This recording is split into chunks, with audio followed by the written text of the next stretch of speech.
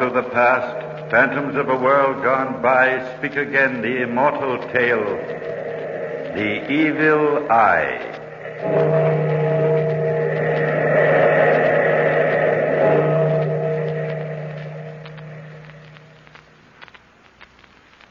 Now, please read the last line, Mr. D'Espermont. A. Is that Z? Go right ahead. Z. T. No, I can't see the rest, Doctor. Very well. Now lean back while I have a look. Well, what is it? Did that hurt your eyes? You flashed that little light into my eyes. I had a terrible pain in the back of my head. Oh. Well, then, put your head way back. I can probably see with the overhead light. There. Now, let's see. Why do you suppose that light hurt them so? I'm afraid, Mr. D'Espermont, that your eyes are very much weakened. Strong light of any sort will probably, I'm afraid I'll have to stop for a moment. What's the matter, Doctor? You're suddenly so pale. Are you ill? Why, I don't know. All at once I felt so weak, as though perhaps my heart had almost stopped. Here, let me sit down for a moment. Well, I'll get you a glass of water. Here, Doctor, take a drink of this. There. That's a bit better. Just let me sit here a minute. Maybe it was from leaning over so far to look into my eyes. Why, no, I wasn't leaning too far. I just observed the odd color of the iris of your eye, Mr. D'Espermont. A color usually associated with... Well, that doesn't matter. But all at once it seemed to me that the light caught a reflection in your eye, and as I saw that, I felt terribly weak. Almost as though I'd been heavily drugged. Are you feeling any better now, Doctor? Yes, thank you, somewhat.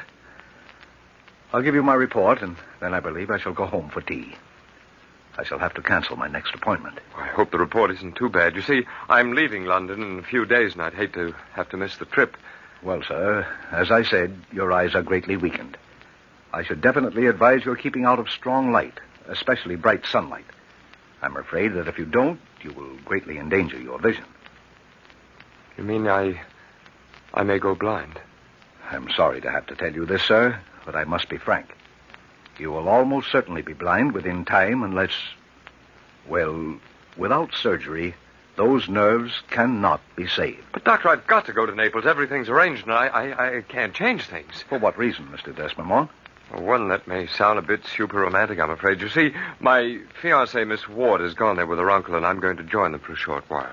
Well, there's no hindering youth in love, sir. I may as well give up that thought now. I'll tell you, though, I should advise treatment immediately upon your return. And meantime, against the brilliance of the Italian sun, I should advise covering your eyes with smoked glasses.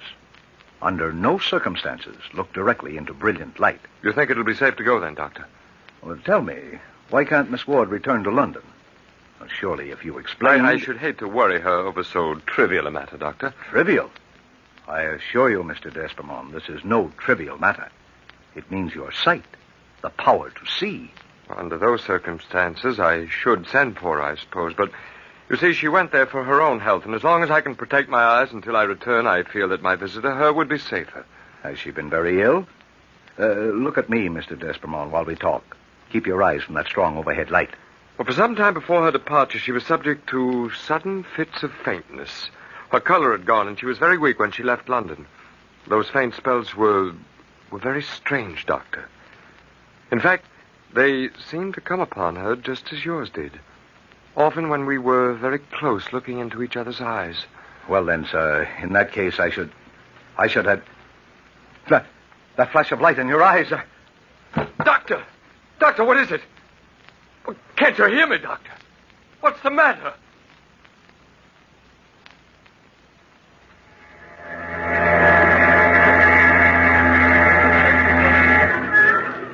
It's all right, monsieur. They've said we may go ashore now. Oh, good, Rudolph. I'm certainly ready. This trip to Naples has been rather tiresome. Monsieur is anxious to reach his destination, and Miss Ward? Monsieur is very anxious for that. Let's get started. Yes, sir. So there I was. I hope my gun... I've already attended to the luggage, Monsieur Paul. It's on the dock. Was there anyone there? But yes, monsieur, there was. Well, quickly, Rudolph, tell me, was it Miss Ward? Miss Ward? No, monsieur. But it's a very charming lady. Tell me, Rudolph, who is it? Miss Ward's personal maid, monsieur, whom she sent to greet you and... A maid? No one else? Oh, just the carriage driver, monsieur. Miss Ward has sent a carriage with a message that you're to come to their house at the beach as quickly as it is convenient. The maid, Louisa, will help you. Was there no other message? Perhaps Louisa has one for you, monsieur. Oh, there she is, there. Oh, is she not lovely? It'd be fine, wouldn't it, Rudolph, if you were to take the maid and I the mistress? Yes, monsieur. Louisa! Here. Ah, Signor, it is to me a pleasure to welcome. Signor, What is it, Louisa? Something wrong? Signor, it is... I will call the carriage. Oh, wait, Louisa. See, Signor? Well, what is it? What's wrong?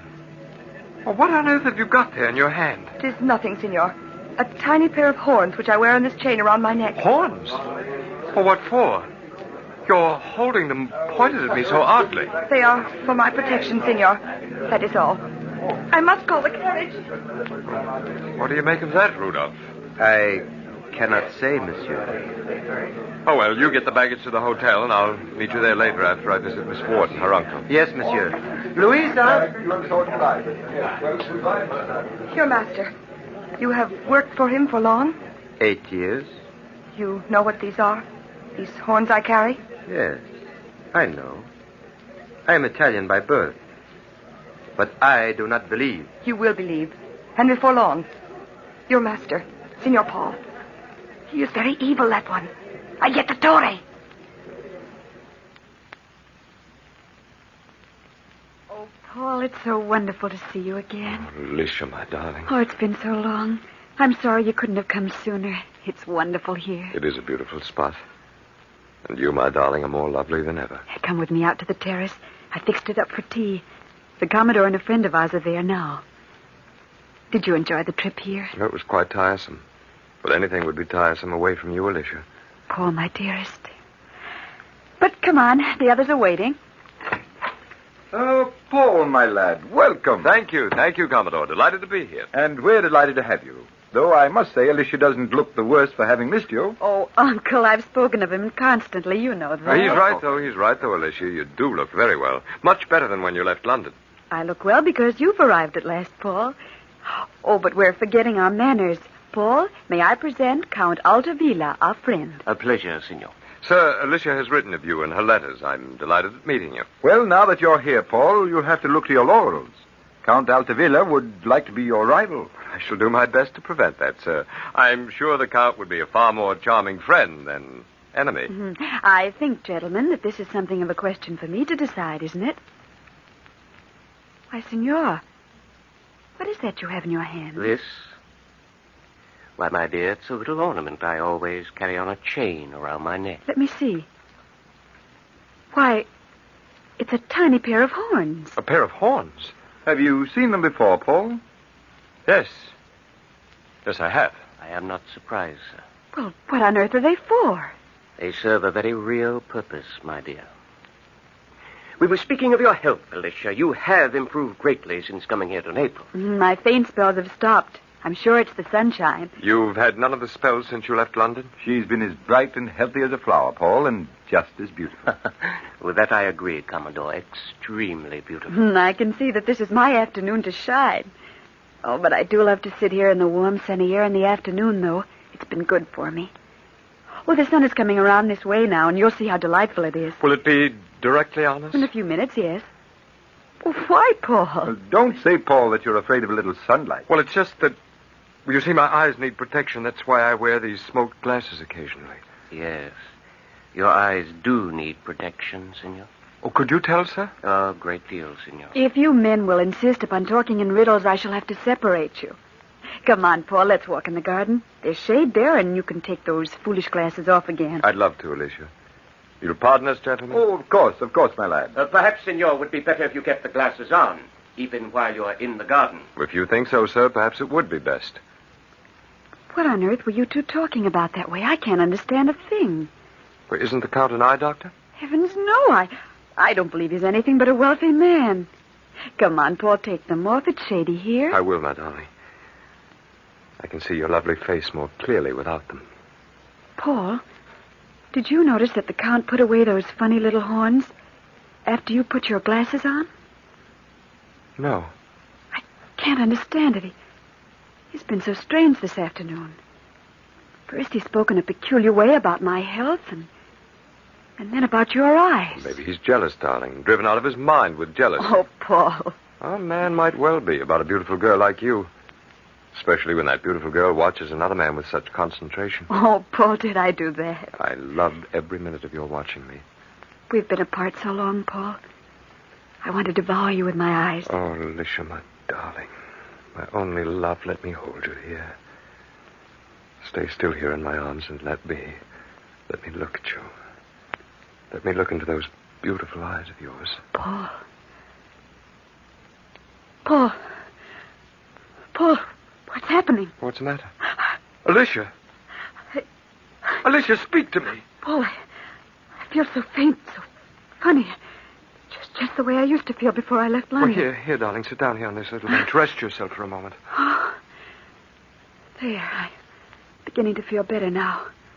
A little stronger. I can't imagine what it was. I felt drugged somehow, as though I was losing all my strength. I could see the light flashing in your eyes. Let's go back to the house. This worries me. Maybe a little rest. Yes, rest may be what I need, Paul. I've been waiting for you for so long, and now that you're here, perhaps my nerves are in need of rest. Come on, dearest. Look up there on the terrace. The Count is gone, I guess. Yes, the Commodore's standing there alone. He seems to be waiting for us. He seems puzzled about something. Why, Uncle, what's the matter? So, you're back already, eh? What is it? You look pale, Alicia. Has something happened? Oh, it was nothing serious. I'm better now. I had one of my faint spells, that's all. It worried me, sir. And, well, it might. Alicia hasn't had one of those for a long time. What's that in your hand, Uncle? Count Altavilla left a present for you, my dear. Present for me? Well, why didn't he give it to me himself? He said you might need it. He hadn't thought of it while you were here. Let me see, Uncle. Give it to me. Why, what on earth? What is it? A tiny pair of horns. Paul, what can this mean?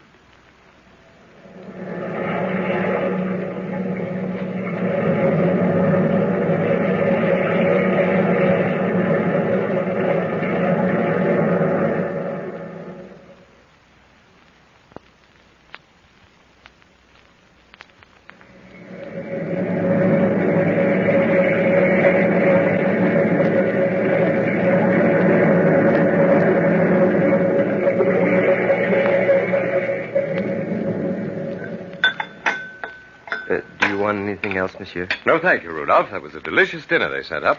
It is an excellent hotel, monsieur. Tell me, Rudolph, you talked to Louisa the other day after I'd left. Yes. Did she explain her attitude toward me? She seemed so frightened. No, monsieur. She was not frightened. It was just... Oh, come, Rudolph. I could see that there was something wrong, and later Count Altavilla held a pair of these horns toward me, just as Louisa had. Monsieur, if you insist on knowing, it's a silly superstition they have here. Superstition? What kind? It's about the evil eye. They believe that some people with eyes the color of yours, monsieur, possess a terrible power. The power to kill with a glance. The ignorant Louisa believed it of you. Perhaps not so ignorant. But, monsieur, you do not believe it. You remember, Rudolph, I told you about the doctor's fainting after examining my eyes? Yes, monsieur. The same thing happened with Alicia. The first time she's fainted since she came here. Since she saw me last. There could be a connection. Tell me, Rudolph, you were born in this country. Have you ever seen this evil eye in action? I have seen several accused of having it. A man so afflicted is called a jettatore. I have even seen the ignorant people hound him to death.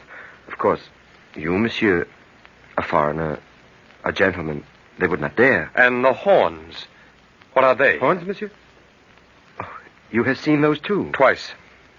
They are supposed to be able to ward off the evil of the glance of a jettatore. Then even the Count Altavilla believes in this. Even so educated a man as he, monsieur. I will answer, monsieur. Monsieur D'Estremont, if you please. Who is calling, monsieur? Count Altavilla, come in. Thank you, senor. I trust I am not intruding. Not at all. Be seated, senor. It's a pleasure to see you. Perhaps it will be less of a pleasure when I've explained my visit. Was that so, Senor? I see you've not forgotten to replace the horns. By no means. I trust them with my life. And so must Miss Ward until I have your promise to stay away from her. Stay away from her. I can't do that, Senor. I've come to ask you that very thing. But she's my fiancée. You have no right to ask such a thing. It is for her sake. You can do her great harm. I can take steps, Senor, to prevent that harm. No, Senor, that will not do. You must refuse to see her again. And leave the field clear for you? Precisely. I shall marry Miss Ward. She will be safe that way. And, Senor, what will Miss Ward have to say about this? I've already told her and her uncle about the evil power you possess. I've warned them. And what was Miss Ward's answer? Unfortunately, she was stubborn, Senor. She will not believe in this power. She believes herself to be ill of some other cause and wishes to marry you. But that, of course, is immaterial. Immaterial, Senor? Immaterial that the girl I love, the most wonderful girl in the world, would prefer to chance death with me than marry another? How can you dare to come here to me in my own rooms and suggest such things? How dare you? How dare you? There, Senor. Perhaps you will want satisfaction for that. Very well, Senor. If you prefer it that way, I accept your challenge. Monsieur, you're not thinking of dueling. Not in these days. It's been forbidden. Please, monsieur, reconsider. I cannot reconsider now the thing is done. Don't fear, Senor. I know the place for this. There is a cave on the seashore. No one will be near. As for the weapon, Senor, I have a suggestion. I will give you the privilege of selecting the weapons. Since you believe in the power of my eyes, that even with a glance I might kill you, I suggest we duel with swords blindfolded. Blindfolded? And that way, Senor, if one of us wishes to run away, he will also not be able to find the cave's mouth. It is a fair suggestion, Senor. It is settled then. Tomorrow morning at sunrise. The cave is near to Miss Ward's house. Your servant will stand guard outside. There will be no danger of discovery, Senor, for the tide washes into the cave and leaves it bare of clues. Oh, monsieur. Monsieur, what have you done?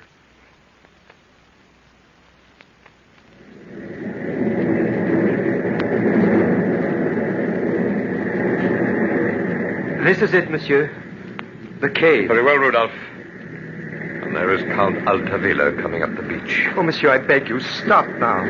Don't go on with this. No, Rudolph, it's settled now. I must go on. Senor, is everything prepared? I'm quite ready. Very well, then. Look in here. You see, there is sufficient room for us. Enough for our purpose, Senor. All right, Rudolph, you may blindfold us now. Bind my eyes first so the Count will see that it's done fairly. Monsieur, Come, Rudolph. It's getting late. Very well, monsieur. There. Tell me if I tie it too tightly. No, that's fine. Tie on Count Altavilla's blindfold now and lead us into the cave. Yes, monsieur. And you, sir? Am I tying it too tightly? It fits very well as it is. And now, this way, monsieur. This way. Stand guard outside, Rudolph. Be sure to keep careful watch. Yes, monsieur. And now, Senor. Ready, Senor. We begin.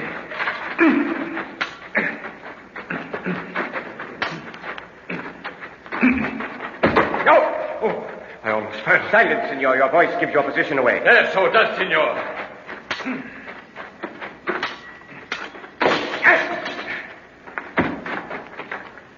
Oh. You have stabbed me, Senor.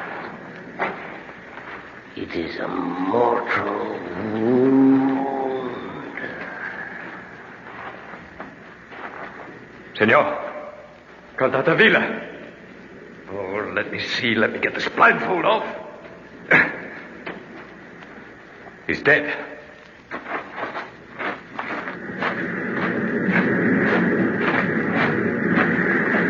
Monsieur! Oh, it is you! Thank heaven it is you! Yes, Rudolph, it's I.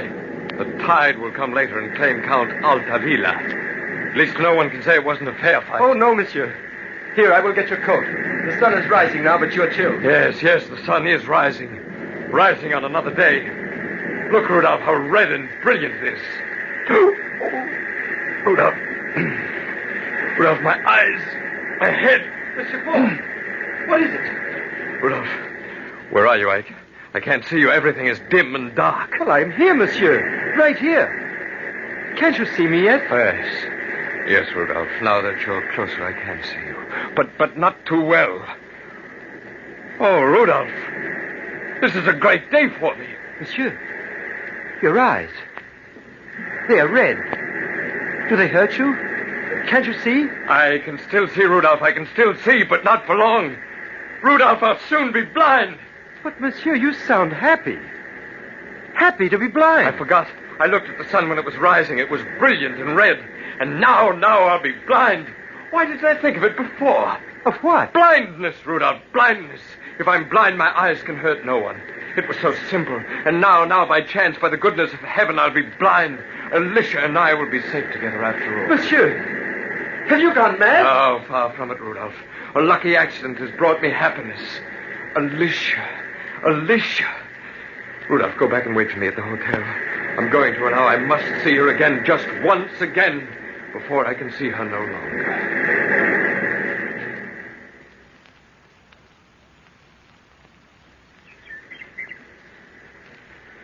Alicia, my darling. Paul, why are you here so early in the morning? Alicia, I had to come.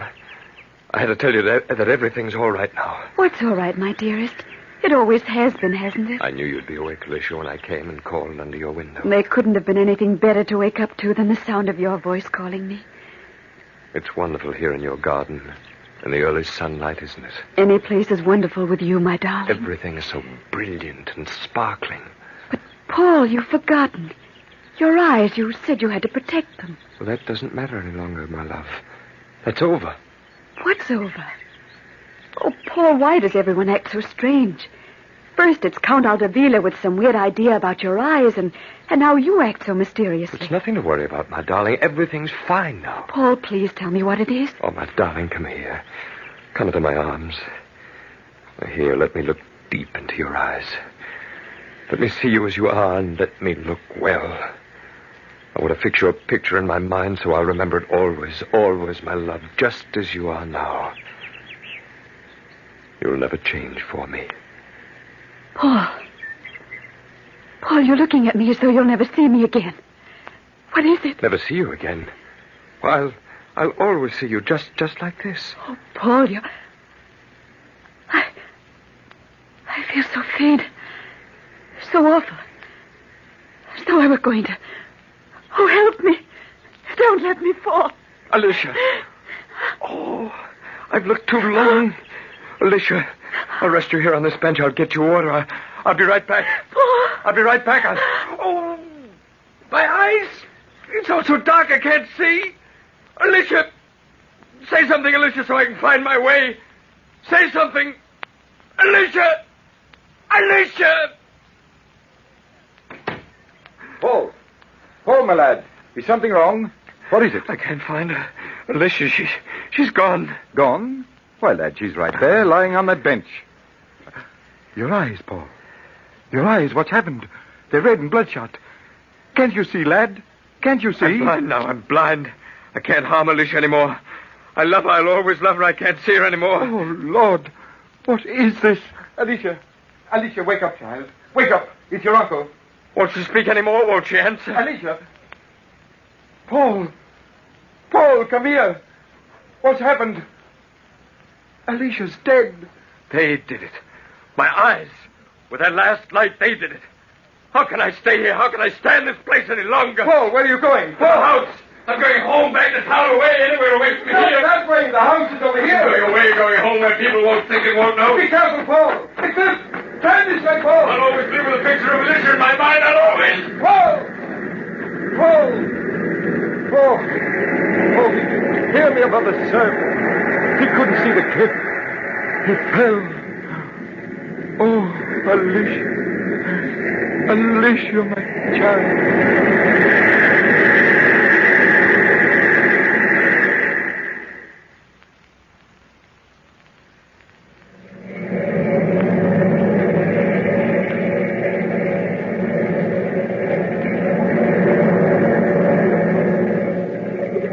From the time-worn pages of the past, we have brought you the story, The Evil Eye. Bellkeeper, toll the bell.